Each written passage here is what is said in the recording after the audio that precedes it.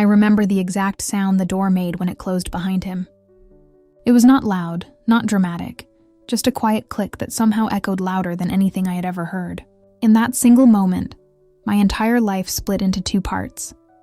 Before he left, and after he was gone. If someone had told me that a few words could tear a heart apart completely, I would have laughed.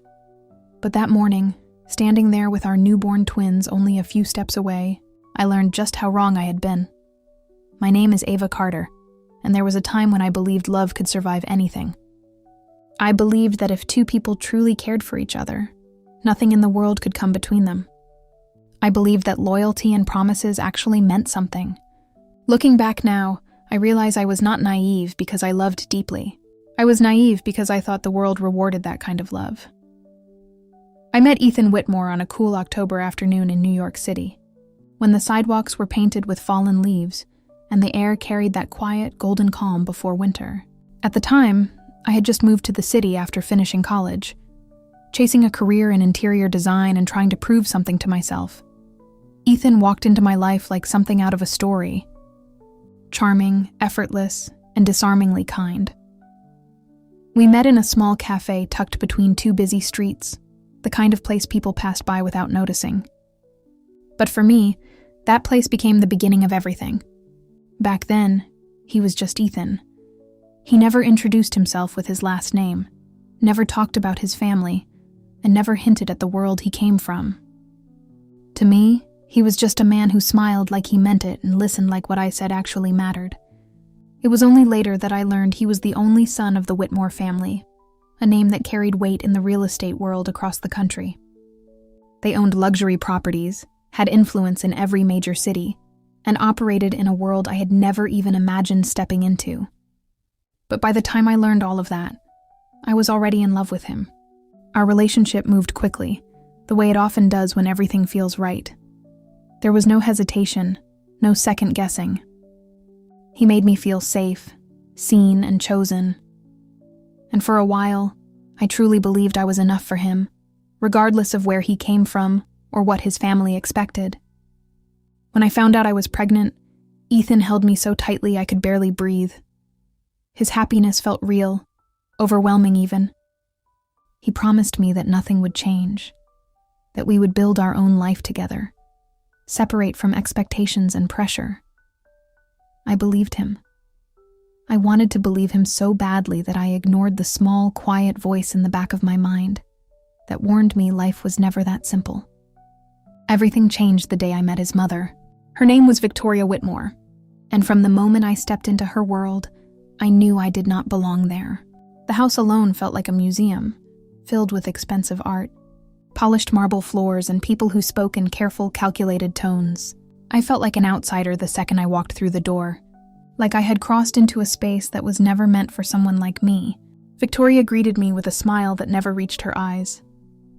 She studied me in a way that made me feel like I was being evaluated, not welcomed. When she found out I was pregnant, she did not react with joy or even surprise. Instead, she simply nodded, as if I were a minor inconvenience she had already anticipated. She never raised her voice. She never insulted me directly. But everything about her made it clear that I was not what she wanted for her son. After that night, Ethan started to change. It was subtle at first. He became distracted, quieter, distant in ways I could not explain. He started taking more calls from his mother, stepping out of the room to talk in hushed tones. When I asked him what was wrong, he always told me the same thing. Everything is fine. You have nothing to worry about. But I did worry. By the time I gave birth to our twins, Noah and Lily, that worry had turned into something heavier. Something I could not ignore. Ethan was still there physically, still holding the babies, still smiling when he looked at them. But there was a wall between us that I could not break through. And then came that morning. He walked into our small apartment looking like a completely different person. His face was pale, his eyes hollow, and his shoulders slumped as if he had already lost a battle I knew nothing about. I remember smiling when I saw him, thinking he had come home to finally start our life together as a family. But the moment he said we need to talk, I knew something was wrong. When he told me he could not do this anymore, I felt like the ground disappeared beneath my feet. When he said he had to leave, it felt unreal.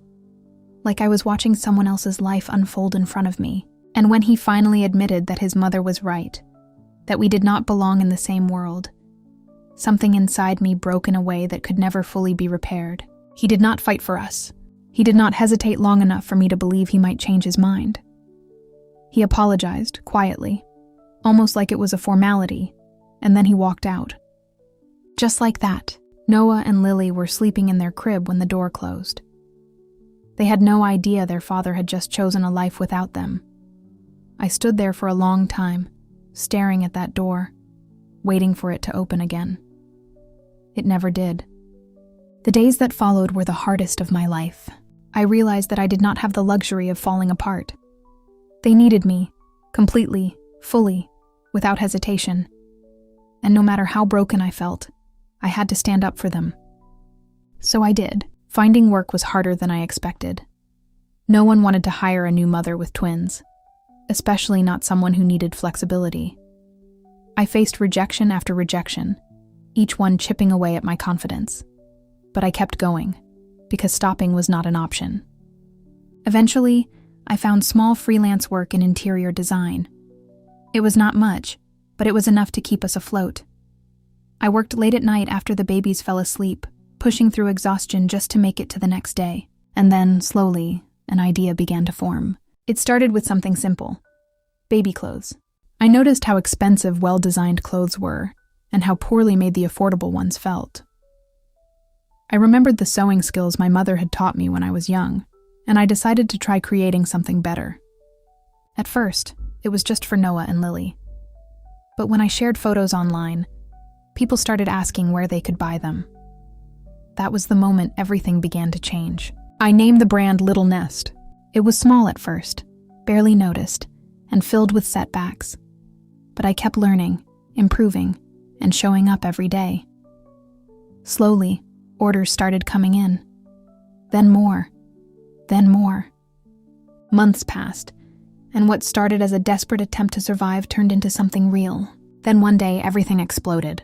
A well-known parenting influencer shared my work, and overnight, my small brand gained attention I could never have imagined. Orders flooded in faster than I could handle. I had to find help, expand production, and learn how to run a real business almost overnight. Within a year, Little Nest was no longer just surviving, it was thriving. Years later, I stood in a completely different place in life. My children were growing up happy and loved. My business had expanded into major retail stores, and I was no longer the woman who had been left behind in that small apartment. I had rebuilt myself from the ground up. Then one day I saw him again. Ethan stood in the park while my children played nearby. He looked older, worn down in a way I did not expect. There was regret in his eyes, the kind that does not fade easily. He told me he was sorry. He said he had been wrong. He said he had lost everything that mattered. I listened, calmly, without anger, without pain. And then I told him the truth. He was no longer part of my life, not because I hated him, but because I had moved beyond the version of myself that needed him. I walked away that day without looking back, and for the first time, I truly felt free. This was never about revenge. It was about growth, about choosing yourself when no one else does, about building a life so strong that the past no longer has the power to shake it. I did not win against him. I won against the version of me that once believed I needed him to survive.